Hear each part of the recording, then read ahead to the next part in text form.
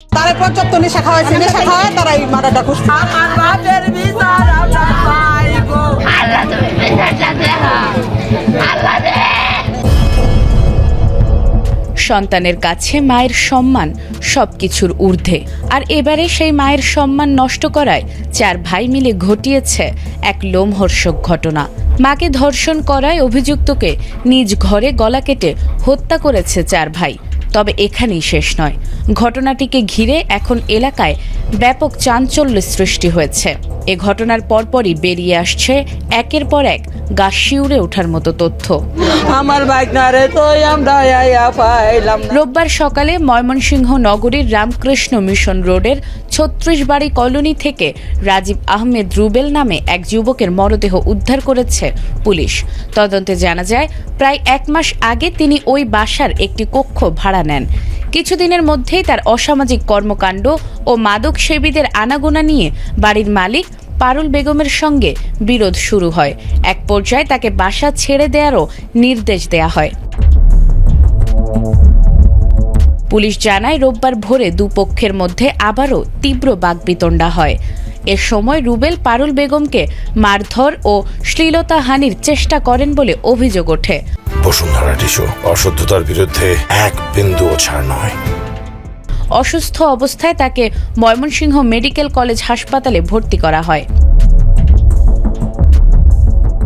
মায়ের ওপর হামলার খবর পেয়ে তার 4 ছেলে রহমত, জনি, রকি ও ইমরাজ একত্র হন।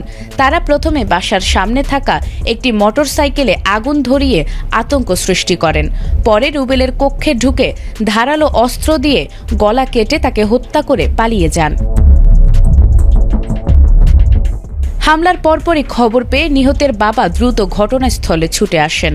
সেখানে তিনি তার ছেলের রক্তাক্ত মরদেহ শয়নকক্ষের বিছানায় পড়ে থাকতে দেখেন। এরপর তিনি নিজেই 999-এ ফোন করে বিষয়টি পুলিশকে জানান। তার ফোনের ভিত্তিতেই পুলিশ ঘটনাস্থলে গিয়ে মরদেহ উদ্ধার করে ময়নাতদন্তের জন্য পাঠায়। এই ঘটনায় নিহতের বাবা মোহাম্মদ আব্দুল হামিদ বাদী হয়ে ময়মনসিংহের কোতোয়ালি মডেল থানায় একটি হত্যা মামলা দায়ের করেন।